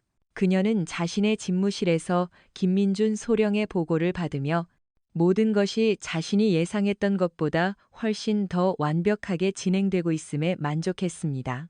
그녀는 생각했습니다. 정의는 혼자서 이룰 수 있는 것이 아니구나. 상처받고 고통받는 사람들이 서로의 손을 잡고 함께 일어설 때 비로소 세상을 바꿀 수 있는 거대한 힘이 되는구나. 진급 심사 당일 아침, 육군본부 대회의장은 긴장감으로 가득 찼습니다. 심사위원장을 맡은 합참의장을 비롯하여 육군의 최고위 장성들이 엄숙한 표정으로 자리에 앉아 있었습니다. 그리고 그들 중 한 명으로 한세연 사단장이 조용히 앉아 있었죠. 피심사자 대기실. 박만호 대령은 조금의 긴장감도 없이 거울 앞에서 자신의 군복 매무새를 다듬고 있었습니다. 그는 자신의 뒤를 봐주는 윤상현 중장이 이미 모든 것을 처리해 두었을 것이라고 굳게 믿고 있었죠. 그는 자신의 어깨 위에 곧 빛날 별을 상상하며 흡족한 미소를 지었습니다. 그는 심사장에 들어서는 순간 심사위원으로 앉아있는 한세연을 보고 잠시 놀라겠지만 그것도 잠시일 뿐이라고 생각했습니다. 그녀가 뭘 어쩌겠는가. 모든 판은 이미 짜여 있는데 그는 자신의 인생에서 가장 빛나는 날이 될 오늘을 위해 마지막 걸음을 내디딜 준비를 하고 있었습니다. 하지만 그는 알지 못했습니다. 그가 들어설 그 문 너머에는 영광의 단상이 아니라 그의 모든 죄를 심판할 차가운 단두대가 기다리고 있다는 사실을, 그리고 그 단두대에 칼날을 내리칠 집행인은 바로 그가 가장 무시하고 멸시했던 사람들이라는 것을. 운명의 시간은 이제 정말로 눈앞에 다가와 있었습니다. 육군본부 대회의실의 육중한 문이 열리고 장성 진급 피심사자들이 차례로 입장했습니다. 마지막으로 모습을 드러낸 박만호 대령은 당당하고 자신감 넘치는 걸음으로 회의실 중앙으로 걸어 나왔습니다. 그는 심사위원석을 향해 허리를 깊이 숙여 경례를 붙였습니다. 충성, 피심사자 대령 박만호, 장성 진급 심사를 받기 위해 왔습니다. 그의 목소리는 우렁찼고 그 어떤 흠도 찾아볼 수 없는 완벽한 군인의 모습이었습니다. 고개를 든 그의 시선이 자연스럽게 심사위원석을 훑었습니다. 그리고 그의 시선이 왼쪽 끝자리에 앉은 한 사람에게 닿는 순간 그의 자신감 넘치던 얼굴이 순간적으로 굳어졌습니다. 그곳에는 그가 그토록 경멸하고 무시했던 처제댁 이모 한세연 사단장이 싸늘한 표정으로 앉아 있었습니다. 그녀의 눈빛은 마치 내가 올 줄 알고 있었다고 말하는 듯 그의 오만한 자신감을 정면으로 꿰뚫어 보고 있었죠. 박만호는 순간 당황했지만 이내 평정심을 되찾았습니다. 그래, 심사위원으로 들어온다고 했지. 하지만 어쩔 건가? 이미 윤 장군님께서 손을 다 써두셨는데 저 여자가 할 수 있는 건 아무것도 없어. 그는 애써 그녀의 시선을 피하며 심사위원장의 지시에 따라 자리에 앉았습니다. 그는 이것이 자신을 향한 마지막 심리적 압박이라고 생각하며 오히려 전의를 불태웠습니다. 두고 봐라. 한세연, 내가 보는 앞에서 내가 보란 듯이 별을 다는 모습을 보여주마. 심사가 시작되었습니다. 심사위원장인 합참의장의 형식적인 질문들이 이어졌습니다. 군의 미래에 대한 비전, 부대 지휘 철학 등 박만호는 미리 준비해온 모범 답안들을 막힘없이 술술 내뱉었습니다. 그의 답변은 교과서처럼 완벽했고 대부분의 심사위원들은 만족스러운 표정으로 고개를 끄덕였습니다. 분위기는 점점 그에게 유리하게 흘러가고 있었죠. 그는 속으로 쾌재를 불렀습니다. 모든 것이 순조롭게 끝나가던 바로 그때였습니다. 지금까지 단 한마디도 하지 않고 조용히 서류만 넘겨보던 한세연 사단장이 조용히 손을 들었습니다. 심사위원장님, 피심사자에게 질문 하나 해도 되겠습니까? 그녀의 목소리는 조용했지만 회의실 전체의 공기를 순식간에 바꾸어 놓았습니다. 합참의장은 잠시 망설였지만 그녀의 요청을 거절할 수는 없었습니다. 그러시죠? 한 사단장님. 한세연은 자리에서 일어나지 않았습니다. 그녀는 의자에 앉은 채 박만호를 향해 고개를 돌렸습니다. 그리고 마치 안부를 묻듯 아주 평온한 목소리로 첫 질문을 던졌습니다. 박만호 대령, 혹시 이정훈이라는 이름을 기억하십니까? 그 이름이 나오는 순간 박만호의 심장이 쿵 하고 내려앉았습니다. 그의 뇌리에서 이미 삭제했다고 믿었던 지워버린 과거의 망령이었습니다. 그의 얼굴에서 핏기가 가시는 것이 모두의 눈에 보였습니다. 그는 애써 태연한 척하며 대답했습니다. 이정훈이라니요. 군에 워낙 흔한 이름이라 잘 기억이 나지 않습니다만 그렇습니까? 한세연의 입가에 희미한 미소가 걸렸습니다. 그럼 제가 기억을 되살려드리죠. 5년 전 대령께서 군수과장으로 재직하실 때 휘하에 있던 유능한 육사 출신 대위였습니다. 하지만 잊지도 않은 여군 성추행 혐의를 받고 불명예 전역을 해야만 했죠. 이제 기억나십니까? 회의실이 술렁이기 시작했습니다. 심사위원들은 이게 무슨 상황인지 몰라 서로의 눈치만 보고 있었죠. 박만호의 이마에서는 식은땀이 흘러내리기 시작했습니다. 그건 당시 군법에 따라 정당하게 처리된 사안으로 알고 있습니다. 저와는 무관한 일입니다. 무관한 일이라. 한세연은 마치 연극 배우처럼 천천히 고개를 끄덕였습니다. 그렇다면 이 사람을 한번 보시죠. 그녀가 손짓하자 회의실 옆문이 열리고 한 남자가 안으로 들어왔습니다. 그는 낡았지만 깨끗하게 다린 정장을 입고 있었습니다. 그의 얼굴에는 긴장감과 함께 지난 5년간의 고통이 깊게 새겨져 있었지만 그의 눈빛만큼은 그 어느 때보다도 굳건하고 강렬하게 빛나고 있었습니다. 바로 이정훈 전 대위였습니다. 자가 왜 여기에? 박만호는 자신도 모르게 자리에서 벌떡 일어났습니다. 그의 평정심은 완전히 무너져 내렸습니다. 이정훈은 심사위원석을 향해 허리를 숙여 인사한 뒤 증인석으로 걸어가 섰습니다. 심사위원장님, 그리고 위원님들, 저는 오늘 5년 전 박만호 대령이 저에게 어떤 짓을 저질렀는지, 그리고 그가 자신의 죄를 덮기 위해 한 젊은 군인의 인생을 어떻게 망가뜨렸는지를 증언하기 위해 이 자리에 섰습니다. 이정훈의 떨리지만 힘있는 목소리가 회의실 전체에 울려 퍼졌습니다. 그는 지난 5년간 가슴에 묻어두었던 모든 울분을 토해내기 시작했습니다. 박만호가 어떻게 군납 비리를 저질렀는지, 자신이 그 사실을 알고 보고하려 하자 어떤 협박과 회유를 했는지, 그리고 끝내 말을 듣지 않자 어떻게 파렴치한 성추행범으로 모라군에서 내쫓았는지, 그의 생생한 증언에 회의실은 경악과 분노로 가득 찼습니다. 거짓말, 저놈이 나를 음해하기 위해 거짓말을 하고 있는 겁니다. 박만호는 미친 사람처럼 소리쳤지만 그의 발악은 오히려 그의 유죄를 증명하는 것처럼 보였습니다. 한세연은 그 광경을 차갑게 지켜보고 있었습니다. 하지만 그녀가 준비한 무대는 여기서 끝이 아니었습니다. 그녀는 심사위원장을 향해 다시 한번 말했습니다. 피해자의 증언만으로는 부족하다고 생각하실 수도 있겠습니다. 그렇다면 이번에는 가해자의 가족에게 직접 한번 물어보시죠. 그녀의 말이 끝나기 무섭게 회의실 문이 다시 한번 열렸습니다. 그리고 안으로 들어온 사람은 모두의 예상을 뒤엎고 바로 박만호의 아들 박지훈이었습니다. 그의 손에는 검은색 비밀 장부가 들려 있었습니다. 아버지를 심판하기 위해 아들이 직접 증인으로 나선 것입니다. 박만호는 자신의 아들을 보자 그 자리에서 그대로 주저앉고 말았습니다. 그의 세상이, 그의 모든 것이 바로 그 순간 완벽하게 무너져 내리고 있었습니다.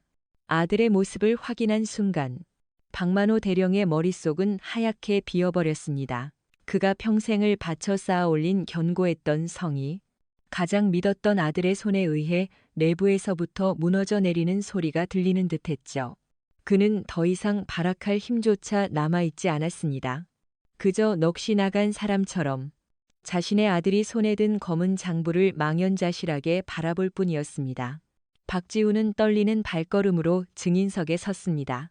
그는 먼저 심사위원석을 향해, 그리고 방금 전까지 자신의 아버지였던 한 남자를 향해 잠시 고개를 숙였습니다. 그의 눈에는 눈물이 고여 있었지만 그 눈빛만큼은 그 어느 때보다도 단단하고 결연했습니다. 존경하는 심사위원장님, 그리고 위원님들, 저는 오늘 한 명의 아들로서가 아니라 대한민국의 한 국민으로서 이 자리에 섰습니다. 지훈의 목소리는 작았지만 회의실의 모든 소음을 잠재울 만큼의 무게를 담고 있었습니다. 그는 손에 든 검은 장부를 높이 들어 올렸습니다. 이 장부는 제 아버지 박만호 대령이 지난 20년간 군수참모부에 재직하며 저지른 모든 부정부패의 기록입니다. 이 안에는 그가 군납업체들로부터 받은 뇌물의 액수와 날짜, 그 돈으로 매수한 상관들의 명단, 그리고 자신의 이익을 위해 국가 안보를 어떻게 위협했는지에 대한 모든 진실이 담겨 있습니다. 그는 장부를 심사위원장에게 건넸습니다. 심사위원장이 떨리는 손으로 장부를 받아 펼쳐보는 순간 회의실 곳곳에서 경악의 탄식이 터져 나왔습니다. 장부의 첫 페이지에는 바로 심사위원석에 앉아있던 몇몇 장성들의 이름과 그들이 받은 뇌물의 액수까지 선명하게 적혀 있었기 때문입니다. 해당 장성들의 얼굴은 백지장처럼 하얗게 질려갔습니다. 지훈의 폭로는 계속되었습니다. 제 아버지는 단순히 돈만 받은 것이 아닙니다.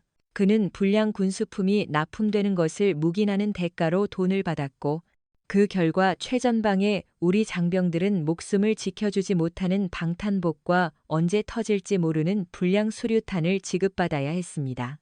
이것은 단순한 비리가 아니라 우리 군인들의 목숨을 담보로 한 명백한 이적 행위입니다. 그의 외침은 회의실 전체를 뒤흔들었습니다. 아들이 직접 고발하는 아버지의 죄악. 그 어떤 증거보다도 더 강력하고 더 참혹한 진실이었습니다. 모든 시선이 박만호에게로 쏠렸습니다. 그는 완전히 무너져 있었습니다. 그는 고개를 숙인 채 어린아이처럼 중얼거렸습니다. 아니다. 내가 아니야. 다들 그렇게 하는데 왜 나만 가지고. 바로 그때 모든 상황을 묵묵히 지켜보던 한세연 사단장이 자리에서 일어났습니다. 그녀는 피고인석으로 전락한 박만호에게 천천히 걸어갔습니다. 또각, 또각. 그녀의 구두 소리가 마치 사형 집행을 알리는 소리처럼 회의실에 울려 퍼졌습니다. 그녀는 그의 바로 앞에 섰습니다. 그리고는 경멸과 연민이 뒤섞인 눈빛으로 그를 내려다보며 나지막이 말했습니다. 박만호, 당신은 군인이 아니었어. 군복을 입은 도둑이었고 부하의 인생을 짓밟은 악마였으며 아들에게조차 존경받지 못하는 실패한 아버지였을 뿐이야. 그녀는 자신의 어깨에 달려있던 별 2개, 소장 계급장을 손으로 가리켰습니다. 당신이 그토록 원했던 이 별의 무게가 뭔지 아나? 이건 단순히 권력이 아니야. 이건 수만 명의 부하들의 목숨과 그 가족들의 행복, 그리고 이 나라의 안보를 책임져야 하는 무겁고 신성한 책무다. 당신 같은 자는 단 한순간도 이 별을 달 자격이 없어. 그녀의 말은 박만호의 남은 자존심마저 산산조각 내버리는 마지막 심판이었습니다. 그녀가 말을 마치는 순간 회의실의 모든 문이 동시에 활짝 열렸습니다.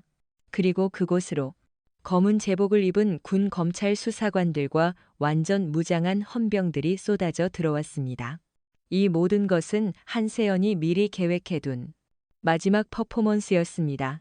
군 검찰단장인 강철민 준장이 한세연에게 깍듯하게 경례를 붙인 뒤 박만호에게 다가가 차가운 목소리로 선언했습니다. 박만호 대령, 귀관을 군형법상 이적죄, 뇌물수수, 직권남용, 그리고 살인미수 교사 혐의로 이 자리에서 긴급 체포한다. 차가운 수갑이 그의 손목에 채워지는 소리가 철컥하고 울렸습니다. 그 소리는 한때 하늘 높은 줄 모르고 솟아있던 그의 계급과 권세가 완전히 무너져 내렸음을 알리는 소리였습니다. 그는 아무런 저항도 하지 못했습니다. 그저 텅 빈 눈으로 자신을 외면하는 아들의 뒷모습과 자신을 심판하는 차가운 여장군의 얼굴을 번갈아 볼 뿐이었습니다. 하지만 숙청은 여기서 끝나지 않았습니다. 강철민 준장은 비밀 장부에 이름이 적혀 있던 다른 장성들을 향해 손짓했습니다. 거기 명단에 있는 분들, 모두 자리에서 일어나 주시죠. 당신들도 같은 혐의로 체포합니다. 헌병들이 그들에게 다가가 어깨에 계급장을 떼어내고 수갑을 채웠습니다. 한때는 대한민국 군을 이끌던 별들이, 한순간에 범죄자가 되어 줄줄이 끌려나가는 초유의 사태가 벌어진 것입니다. 모든 상황이 정리된 후 한세연은 지훈에게 다가갔습니다. 그녀는 그의 어깨를 따뜻하게 감싸 안으며 말했습니다. 힘든 결정이었을 텐데 정말 큰 용기를 냈구나. 고맙다. 지훈은 그녀의 품에 안겨 참아왔던 눈물을 터뜨렸습니다. 그 눈물은 아버지에 대한 슬픔이자 자신의 선택에 대한 안도, 그리고 새로운 삶을 시작할 수 있다는 희망의 눈물이었습니다.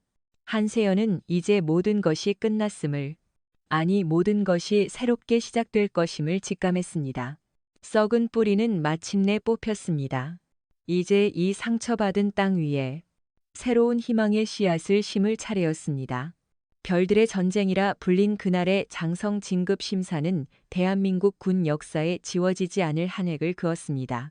한 명의 여성 사단장이 뿌리 깊게 박혀있던 군 내부의 거대한 부패 카르텔을 뿌리 뽑은 사건은 단순한 비리 적발을 넘어 군 전체의 체질을 바꾸는 거대한 개혁의 신호탄이 되었죠. 박만호를 비롯하여 수갑을 찼던 모든 장성들은 군사법원에서 법정 최고형에 가까운 중형을 선고받았습니다. 그들이 불법으로 축적한 모든 재산은 국고로 환수되었고 그들의 이름은 군의 역사에서 불명예스러운 기록으로만 남게 되었습니다. 그들이 믿었던 견고한 계급과 인맥은 정의라는 거대한 파도 앞에서 모래성처럼 허무하게 무너져 내렸습니다. 이 사건을 계기로 한세연 소장은 국방부 장관 직속 군혁신위원회의 위원장으로 임명되었습니다. 그녀는 자신의 모든 권한을 이용해 군의 가장 고질적인 문제였던 인사 시스템과 군수 비리의 고리를 끊어내는 대대적인 개혁을 단행했습니다. 더 이상 능력이나 청렴성이 아닌 연줄이나 뇌물로 진급하는 시대는 끝났습니다. 군은 혹독한 성장통을 겪었지만 서서히 국민의 신뢰를 되찾고 더욱 강하고 투명한 조직으로 거듭나고 있었습니다. 시간이 흘러 1년 뒤에 어느 화창한 봄날, 소진과 지훈의 작은 결혼식이 서울의 한 조용한 성당에서 열렸습니다. 그들의 결혼식에는 화려한 하객도 거창한 축사도 없었습니다. 대신 서로의 상처를 보듬고 시련을 이겨낸 두 사람의 진정한 사랑을 축복하는 가까운 가족과 친구들만이 함께했죠. 신부 대기실에서 순백의 웨딩드레스를 입은 소진이는 그 어느 때보다도 아름답게 빛나고 있었습니다. 그녀의 곁에는 따뜻한 미소를 띤 어머니와 그리고 여전히 수수한 옷차림이지만 어딘가 모를 위험이 느껴지는 이모 한세연이 함께 있었습니다. 이모, 와주셔서 정말 감사해요. 이모가 아니었다면 저흰 아마. 소진이는 말을 잇지 못하고 눈시울을 붉혔습니다. 한세연은 그런 조카의 손을 따뜻하게 잡아주며 말했습니다. 내가 행복하면 됐다. 너희들이 스스로의 힘으로 이겨낸 거야. 앞으로도 서로를 믿고 의지하면서 예쁘게 살아가렴. 결혼식이 시작되고 지훈은 더 이상 아버지의 그늘에 가려진 나약한 청년이 아니었습니다. 그는 자신의 길을 스스로 개척해 나가는 듬직하고 떳떳한 한 남자가 되어 있었죠. 그는 아버지의 죄를 평생 짊어지고 가겠지만 그 무게에 짓눌리지 않고 오히려 그것을 거울 삼아 더욱 정의롭고 선하게 살아가기로 다짐했습니다. 그는 작은 법률사무소에서 일하며 자신처럼 억울한 사람들을 돕는 변호사가 되기 위해 공부하고 있었습니다. 주례사 앞에 선 두 사람은 서로의 눈을 바라보며 흔들림 없는 목소리로 사랑을 서약했습니다. 그들의 모습은 마치 거센 폭풍우를 이겨내고 더욱 단단하게 뿌리내린 한 그루의 나무처럼 보였습니다. 한세연은 그 모습을 성당 맨 뒷자리에서 조용히 지켜보고 있었습니다. 그녀의 얼굴에는 깊은 안도와 잔잔한 행복의 미소가 떠올랐죠. 그녀는 자신의 역할이 끝났음을 알았습니다. 그녀가 진정으로 원했던 것은 복수가 아니라 이처럼 평범하지만 소중한 행복을 지켜주는 것이었으니까요. 결혼식이 끝나고 그녀는 누구에게도 알리지 않고 조용히 성당을 빠져나왔습니다. 그녀의 부관인 김민준 소령 어느새 중령으로 진급해 있었습니다. 이 차를 대기하고 있었죠. 사단장님, 이제 부대로 복귀하시겠습니까? 한세연은 고개를 저었습니다. 아니, 오늘은 그냥 바람 좀 쐬고 싶군. 그녀는 차창 밖으로 펼쳐진 서울의 풍경을 바라보았습니다. 세상은 여전히 시끄럽고 불완전했지만 그녀는 이제 믿을 수 있었습니다. 작은 용기들이 모일 때, 그리고 정의를 향한 신념을 포기하지 않을 때, 세상은 아주 조금씩이나마 더 나은 곳으로 바뀔 수 있다는 것을 그녀의 차는 따스한 봄 햇살 속으로 다시 그녀가 있어야 할 곳, 대한민국의 가장 높은 최전방을 향해 조용히 달려가고 있었습니다. 그녀는 여전히 그곳에서 이름 없는 수많은 군인들과 함께 우리가 발딛고 선 이 땅의 평화를 묵묵히 지켜낼 것입니다. 그녀는 영웅이 아니라 자신의 자리에서 마땅히 해야 할 일을 했을 뿐인 진정한 군인이었으니까요. 오늘 이야기를 들으시면서 아마 많은 분들이 가슴을 치며 분노하고 또 마지막에는 짜릿한 통쾌함을 느끼셨을 겁니다.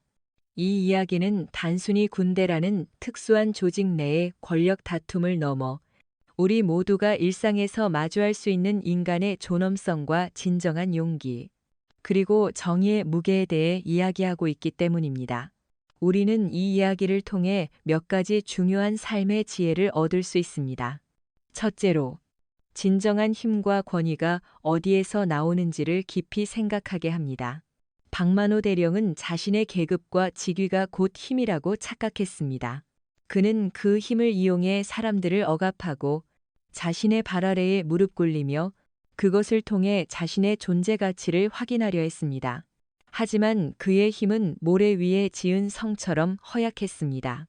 진실 앞에서는 힘없이 무너져 내렸고 아들의 외면 앞에서는 한없이 초라해졌습니다. 반면 한세연 사단장은 자신의 힘을 함부로 드러내지 않았습니다. 그녀는 가장 낮은 곳으로 스스로를 낮추고 억울한 자의 목소리에 귀 기울였습니다. 그녀의 힘은 계급장에서 나오는 것이 아니라 자신의 책무를 다하려는 굳건한 신념과 타인의 아픔에 공감하는 따뜻한 마음에서 나왔습니다. 이것은 우리의 삶에도 그대로 적용됩니다. 직장에서의 직위, 사회적인 명성, 재산의 크기가 그 사람의 가치를 증명하는 것이 아닙니다.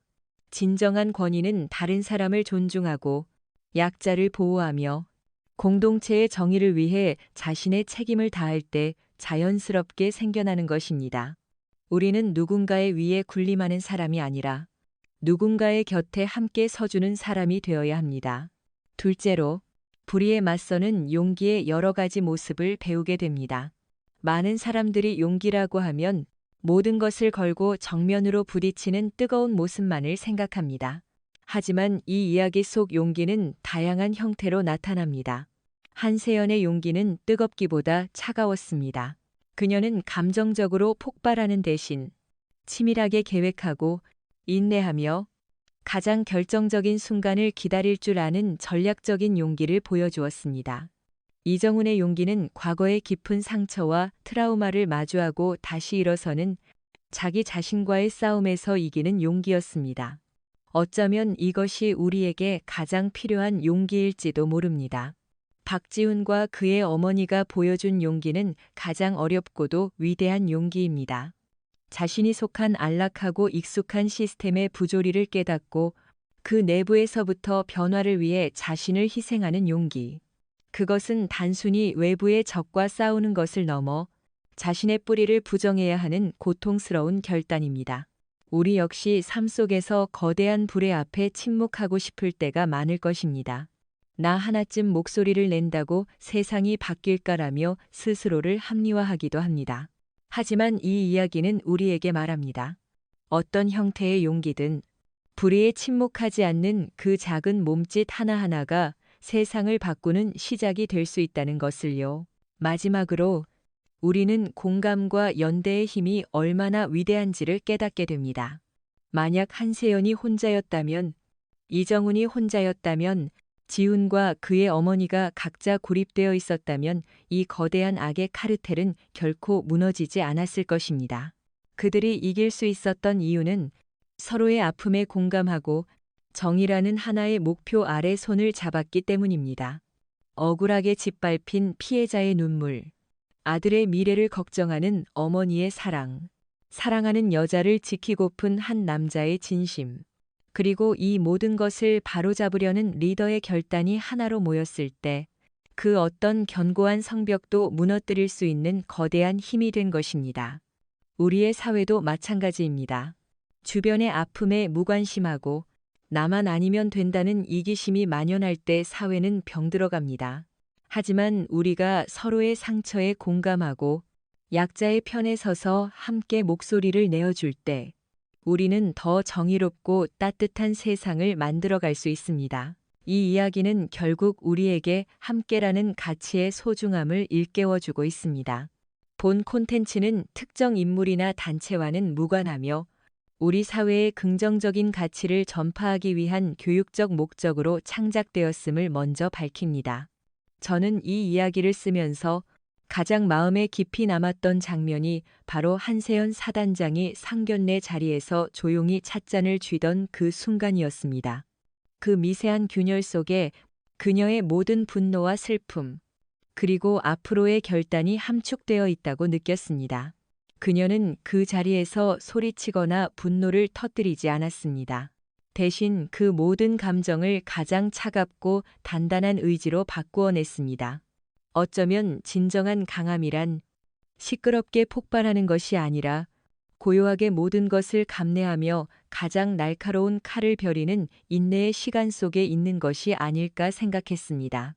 또한 박만호라는 인물을 통해 권력에 취한 인간이 얼마나 추악하고 어리석어질 수 있는지를 그리고 싶었습니다. 그는 자신이 모든 것을 통제하고 있다고 믿었지만 사실은 자신의 탐욕과 오만함의 노예가 되어 스스로를 파멸로 이끌고 있었을 뿐입니다. 우리 마음속에도 작은 박만호가 도사리고 있지는 않은지 늘 경계하고 성찰해야 한다는 메시지를 담고 싶었습니다. 가장 쓰기 어려웠지만 가장 중요하다고 생각했던 인물은 바로 박지훈과 그의 어머니였습니다. 가해자의 가족이라는 굴레 속에서 그들이 겪었을 고통과 갈등은 상상하기조차 어렵습니다. 하지만 그들의 선택을 통해 우리는 잘못된 것을 바로잡는 용기는 때로 가장 가까운 곳에서 가장 사랑하는 사람을 향해야 할 때도 있다는 것을 보여주고 싶었습니다. 그것은 단순한 배신이 아니라 더 큰 사랑과 정의를 위한 고통스러운 결단입니다. 저는 그들의 용기가 이 이야기에 숨겨진 진짜 심장이라고 생각합니다. 이 이야기는 결국 계급이나 직위가 아니라 한 인간의 신념과 양심이 얼마나 위대해질 수 있는가에 대한 이야기입니다. 군복을 입었든 입지 않았든 우리 모두는 각자의 삶 속에서 매일같이 선과 악의 경계에 섭니다.